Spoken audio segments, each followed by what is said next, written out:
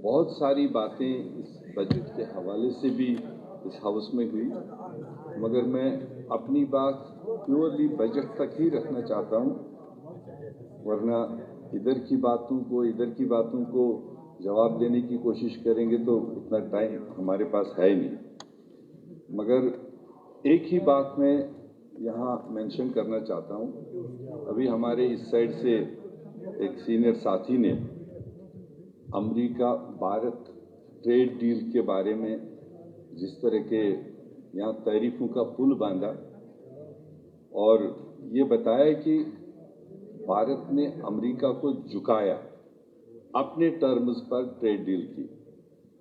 ये इनके कहने से भारत के 140 करोड़ लोग इस बात को एग्री नहीं करेंगे, क्योंकि जो हकीकत है वो हकीकत है। उसमें सबसे बड़ा जो नुकसान भारत के किसानों के लिए और हमारे जम्मू कश्मीर के हमारे जो इकोनॉमी डिपेंड है सबसे ज्यादा हॉर्टिकल्चर पर, वो पूरे रीजन में, तो उसको कितना दचका लगने वाला है आने वाले दिनों में। ढोल तो बाद में बजाएंगे हम, मगर पहले जब अपनी सरजमीन पर अपने लोगों के बारे में सोचेंगे तो वो आने वाले वक्त बताएंगे। क्योंकि अपने कंडीशन पर एग्रीमेंट कराने की बात कही गई, मगर ये हकीकत है कि अमेरिका से आने वाले तमाम एग्रीकल्चरल प्रोड्यूस को मतलब जीरो टैक्स के साथ में आया जाएगा, और जिससे सीधे हमको नुकसान होना है। ये खाली उनके नॉलेज में है, उसमें जम्मू भी, कश्मीर भी, डोडा भी सब आता है। सर, दूसरी बात है, यहाँ पर ऑनरेबल चीफ मिनिस्टर साहब के बजट के बाद से बड़ी बातें यहाँ की गई कि इसमें 70% सेंट्रल स्कीम्स का जिक्र है, स्टेट का क्या है। और मुझे ये समझ नहीं आया कि ये कौन सा सोच ये सेंट्रल स्कीम और स्टेट को बाइफरकेट कराने की इनको मजबूर कर रहा है। भारत देश हम सबका है, भारत की सरकार हम सबकी है। अभी मेरे दोस्त यहाँ पर सीनियर साथी ने कहा कि हमारे पास पॉलिटिकल इख्तियारात छीनने के बाद एक हमारी फाइनेंशियल ऑटोनॉमी थी। वो फाइनेंशियल ऑटोनॉमी भी जिस वक्त पीडीपी बीजेपी की सरकार थी, और आज ये भले बाहर जिस तरह से भी चलाएं, मगर ये हकीकत है कि जो हमारी अपनी किटी थी वो भी छीन करके दिल्ली के हवाले कर दी। तो उसके बाद जो दिल्ली से स्कीमें बनती है, कोई आज नहीं बन रही है, 2014 से नहीं बन रही है। ये जब से देश बना है, जब से पंडित जवाहरलाल नेहरू ने पहले प्रधानमंत्री के तौर पर इस देश को संभालने का काम किया, तब से भारत सरकार स्कीमें बनाती है, वेलफेयर स्कीमें बनाती है, हमारे मतलब सड़कों की स्कीमें बनाती है, एजुकेशन की स्कीमें बनाती है। और ये कौन सी बात है कि इसमें सेंट्रल का ज्यादा मेंशन कर रहा है और स्टेट का कुछ नहीं। तो सेंट्रल की कोई अलग से अपनी कॉन्स्टिट्यूंसी है ही नहीं। सेंट्रल, हम तो एक फेडरल स्टेट है, सेंट्रल जो प्रोग्राम बनाता है वो पूरे देशवासियों के लिए होता है। तो देशवासियों तक जाने के लिए स्टेट तो एक माध्यम है, उनको इंप्लीमेंट कराना होता है। और ये कोई खैरात अकेले जम्मू कश्मीर स्टेट को न पहले न आज मिल रहा है। ये सारी स्कीमें तमाम स्टेटों के स्टेट बजट का हिस्सा होती है।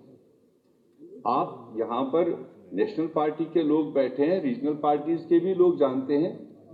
पंजाब में जाए, वहां पर एक रीजनल पार्टी हुकूमत कर रही है, वहां के उनके एनुअल बजट में सेंट्रल स्कीम्स का मेंशन होता है। आप वेस्ट बंगाल जाइए, ममता बनर्जी के अपने बजट में सेंट्रल स्कीम्स का मेंशन होता है। देश के किस भी हिस्से में आप जाइए, जहां कांग्रेस की सरकार है वहां भी मेंशन होता है, जहां भाजपा की सरकार है वहां भी मेंशन होता है, क्योंकि हम कंट्रीब्यूट करते हैं सेंट्रल को। खासकर जीएसटी लगने के बाद में तो हमारी जितनी टैक्सेस है वो तो सारे सेंट्रल को ही जाती है। तो इसलिए अगर वो उस टैक्स कलेक्शन के बाद कोई भी वेलफेयर स्कीम, कोई भी डेवलपमेंटल स्कीम लेते हैं तो उसका तो हमें हिस्सा मिलना ही है। तो अगर हमारे चीफ मिनिस्टर ने यहाँ पर अपने बजट में उन स्कीम्स का मेंशन किया है तो कौन सा गुनाह किया। मैंने देखा एक राजनीतिक एक पत्रकार ने बोर्ड और चाक लेकर के किसी वीडियो पर लगा दिया। उसने भी सवाल खड़े कर दिए कि भाई ये स्कीम तो ये सेंटर की है, ये स्कीम तो ये सेंटर की है, ये पावर की तो ये सेंटर की है, पीएमजीएस तो सेंटर, तो ये तो दुनिया जानता है। तो इसलिए गुमराह करने की इसमें कोई ज्यादा गुंजाइश नहीं है। ये समझना चाहिए स्टेट सेंटर मिल करके हम लोगों की इसमें सपोर्ट के लिए काम करना है। सर, जहां तक आज के बजट में बहुत लोगों ने देखा कि हम बहुत कुछ एक्सपेक्ट कर रहे थे, शायद ईयर टू ईयर बजट में वो हर बार सुनना चाहते हैं। हमने लास्ट ईयर का बजट देखा, जो पहला बजट इस सरकार का था, मेरे ख्याल से बहुत अच्छे स्टेप्स उस वक्त भी चीफ मिनिस्टर साहब ने लिए। आपने कितनी स्कीमों में एनहेंसमेंट किया जो पहले 10 साल नहीं हुआ था। मैरिज असिस्टेंस कहाँ 2014 में था, 2024 में भी वही था। और पिछले साल के बजट में उसको एनहेंस करके हमारी लड़कियों को, जो गरीब लड़कियां, उनको मदद दिया है। अब ये जरूरी नहीं कि आज भी हम दोबारा वो उसी उसमें स्पीच में पढ़े। इसी तरह से हमारे मजदूर लोगों को, हमारे ओल्ड एज पेंशन वालों को पिछली बार स्टेट ने अपना शेयर बढ़ा दिया, उनको बेनिफिट दिया। अगर आप पिछले साल के बजट में जो हमारे वेलफेयर मेजर्स थे और इस साल के वेलफेयर मेजर्स को मिलाकर आज देखेंगे, तो मेरे ख्याल से इस लिमिटेड सिचुएशन में यूटी है, हम रिसोर्सेस हमारे कम है, इस सिचुएशन में जितना 2 बजटों को लेकर कि फिलहाल अवामी वेलफेयर के काम इन बजटों के जरिए हाथ में लिए गए, मुझे नहीं लगता कोई इससे ज्यादा, कोई और भी बैठा हो तो इससे ज्यादा नहीं कर सकता। तो लिहाजा उस चीज का हमें अप्रिशिएट करना चाहिए कि एक गुड बिगनिंग है, एक अच्छी शुरुआत है।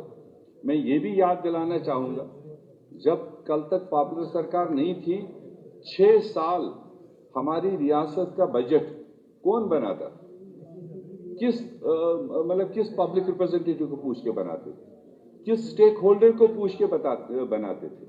और जब जो भी बनाता था, 2-4 रोज अफसर मिल करके वो डॉक्यूमेंट तैयार करते थे और डिबेट का हिस्सा भी जम्मू कश्मीर के लोगों को नहीं मिलता था।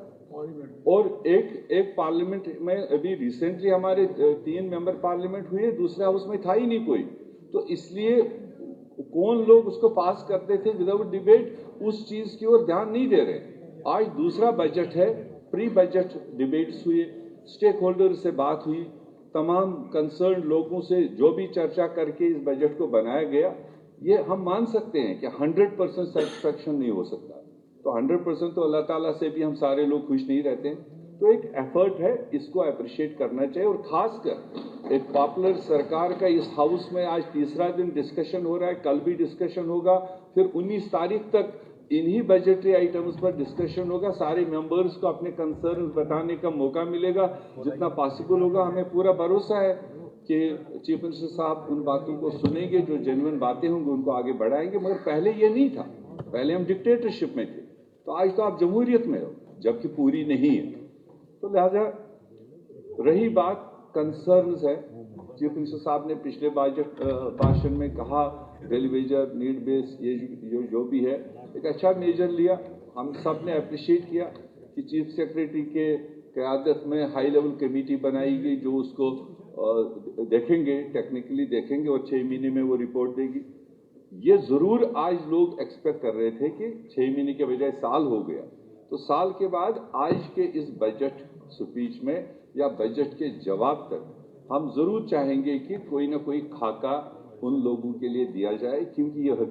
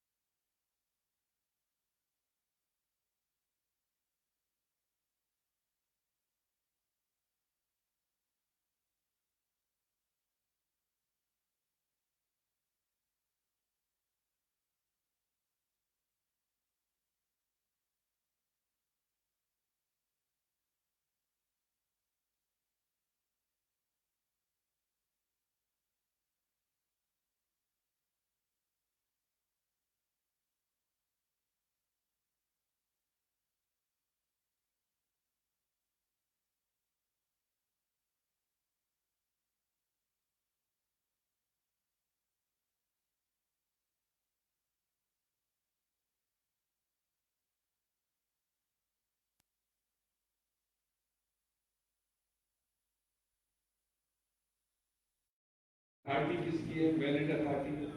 आप बताओ, महकमा लिख के दे कि ये मेरे साथ इस वक्त काम कर रहा है। और तीसरा चीज उसमें था कि इस पीरियड में इसने कोई सरकारी खाते से तनख्वाह लिया या नहीं लिया। ये तीन चीजें जिस भी बच्चे के पास अवेलेबल थे उसको अपलोड कराया गया, वो डाटा सरकार के पास। अब उसको रोज रोज अलग अलग तर्जमे करें, अलग अलग कानून करते। मेरे ख्याल से मेरा ये जाती सुझाव है चीफ मिनिस्टर साहब को, वो अपलोडेड जो लिस्ट है डिफरेंट महकमों का वो लेना चाहिए।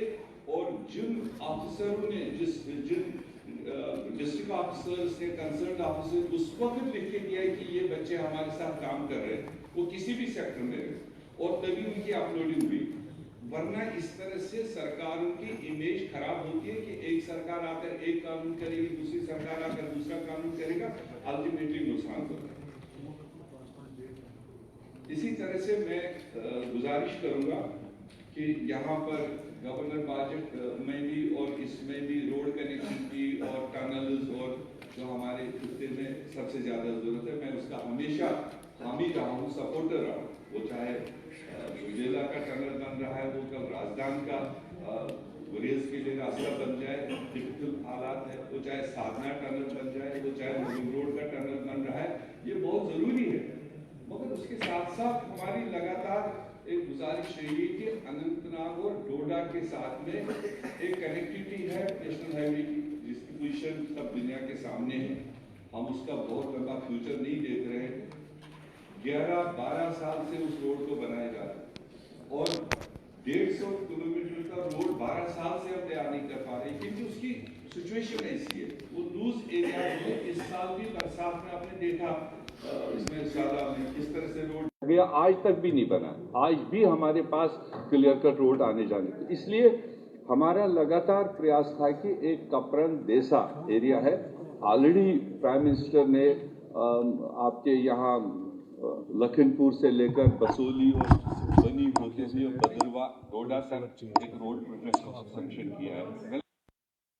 कहीं पर भी कनेक्टिविटी बन जाए, कहीं के लोगों को भी फायदा हो, अच्छी बात है। मगर वहीं डोडा से देसा, कपरन, अनंतनाग, ये पहलगाम भी जाता है।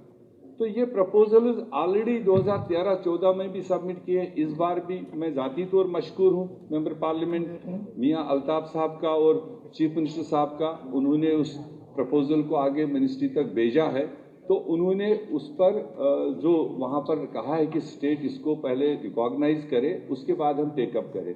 मैं आज के बजट के हवाले से जरूर चाहूंगा कि इस साल के दरमियान जो भी उसका प्रोसीजर है, जब बाकी 8-9 रोड्स हमने टेकअप किए हैं स्टेट की तरफ से, तभी नेशनल हाईवे लिया, तो उस रोड को भी टेकअप करना बहुत जरूरी है। सर, इसी बजट के हवाले से, ये मेरा अकेले का इशू नहीं है, ये पूरे रियासत का है। यहाँ पर भी बातें उठी, जेजेएम की स्कीम में 4-4 साल से टेंडर्ड है, एग्जीक्यूशन में है, मगर कंप्लीशन नहीं है, क्योंकि उनका दिल्ली से पैसा रोका गया। तो मेरी गुजारिश है कि दिल्ली कब देगी कब नहीं देगी, आखिर लोग हमारे हैं, जिम्मेदारी आज हमारे ऊपर है। जो बहुत प्रेसिंग और बहुत नॉमिनल फंड से स्कीम कमीशन हो सकती है, वो हमारे अपने स्टेट से फिलहाल उन एसेंशियल स्कीम्स को मदद किया जाना चाहिए ताकि वो कमीशन हो जाए। वरना 4-4 साल से लोग उस पाइप की ओर देख रहे हैं, मगर पानी नहीं आ रहा है। इसी तरह से इलेक्ट्रिसिटी का मामला, ये भी एक प्रेसिंग है। जहां आपने इम्प्रूवमेंट की बात दिखाई है, वहां 2 बातें जरूर है। जो मीटर्ड एरिया है उसमें भी कटौतियां, उसको देखने की जरूरत है। जब भी आप रिव्यू लेते, अगर आपने कहा 24 आवर्स पावर मिलेगा, मीटर्ड एरिया होगा, उससे दूसरे लोगों को अट्रैक्शन मिलती है, मगर उसमें भी इस बार जबरदस्त कटौतियां देखी गई। और जो आगे इस डायरेक्शन में आपने नए रिसीविंग स्टेशन भी इस बार सैंक्शन किए हैं, फाउंडेशंस लगे हैं, अच्छी बात है, जिनको जरूरत है मिलना चाहिए। मगर जो already on going receiving station है, मीगर अमाउंट के खातिर वो कमीशन नहीं हो पा रहे हैं। जैसे मेरे यहाँ दुधवगन, जो ऑलरेडी मैं चीफ मिनिस्टर साहब को पर्सनली भी रिप्रेजेंट किया हूँ, थोड़ा सा अमाउंट उसका रिलीज होने से वो कमीशन हो जाता है। फार फ्लंग एरिया इस पावर के मसले से मतलब उसका वो परेशानी दूर होती। एग्रीकल्चर हार्टिकल्चर के लिए आपने क्रॉप इंश्योरेंस दिया, बहुत ही वेलकम स्टेप, क्योंकि यही 2 एरियाज है जो अभी तक हमें बचाए हुए हैं। इसी साल के दरमियान हॉर्टिकल्चर मिनिस्टर ने खुद देखा, जब ओले पड़ गए तो हमारे साउथ कश्मीर में उन शिपियन और दूसरे इलाकों में कितने नुकसान हुए। सारे टीम्स ने उनका मुआयना किया, गए, फोटो उठाए, मगर रिटर्न उनका कंपनसेशन के तौर पर कुछ नहीं हुआ। ऐसे क्लाइमेटिक सिचुएशंस में आपका ये स्कीम उन किसानों को मदद करेगा, यह मानते हैं। मैं शॉर्ट 2 पॉइंट बता रहा हूँ, लंबा नहीं कर रहा हूँ। टेक्निकल एजुकेशन की मैंने सिलेक्टिव इसीलिए लिया, टेक्निकल एजुकेशन की आजकल जबरदस्त जरूरत, जहाँ हम रूटीन में high school, higher secondary, college और क्या क्या ढूंढ रहे हैं, तो ठीक है वो भी जरूरी है, मगर अनएम्प्लॉयमेंट ज्यादा जरूरी होती है। तो सीएम साहब का जाती इंटरेस्ट भी था ये कि हमें टेक्निकल एजुकेशन की ओर ज्यादा ध्यान देना चाहिए, ताकि लोग स्किल्ड हो जाए और थोड़ा बहुत पढ़ लिख करके कहीं न कहीं देश विदेश में काम अपना कर सकते हैं। तो उस डायरेक्शन में मेरे जाती एरिया में 3 साल से एक ITI का सारा प्रोसीजर कंप्लीट हुआ है।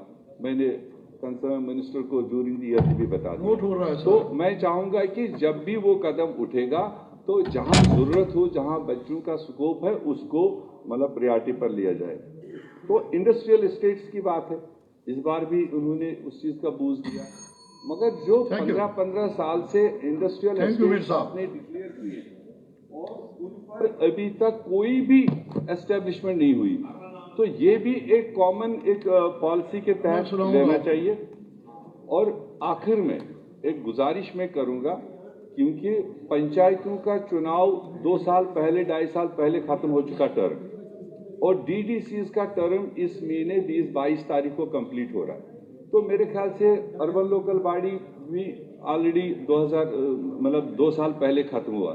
तो इस बजट में मेंशन आना चाहिए था, क्योंकि वो ग्रास रूट लेवल डेमोक्रेसी की जब हम बात कर रहे हैं, लोगों की पार्टिसिपेशन की बात कर रहे हैं, अब अगर सारे लेयर खत्म हो गए, इस साल के अंदर अर्बन लोकल बॉडीज और पंचायतों के चुनाव होने चाहिए, इस बात का इशारा CM साहब को करना चाहिए। इन बात बताऊंगा, हमारे पास एक मैकेनिज्म होता है चेयर के पास, स्पीकर के पास। अभी नेशनल कांफ्रेंस के 2 स्पीकर, एक BJP का, एक बीच में जो हमारे दूसरे साथी हैं उनको दिया जाता है। अभी हमारे 2, आपके 1, सही है, आपका 1 ही है, लेकिन बीच में हमें और मेंबर्स को अकोमोडेट करना पड़ता है। ये ऐसे नहीं चलता हाउस, हमें भी यहाँ सिस्टम है। इसलिए मैं गुजारिश करूँगा, आपको मुकम्मल टाइम मिलेगा, हम किसी को आवाज़ दबाना नहीं चाहते। आई एश्योर यू भाई बारा साहब,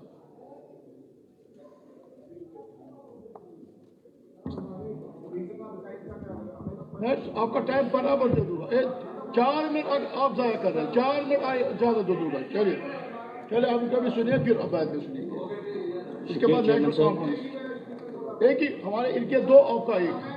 मैं यहाँ पे जिस पे बैठा हूँ, मेरे सामने सारे 1 है, ये 2 इधर के, आप 1 का, इनके 4 होंगे, आपके 2 होंगे, बस ये है।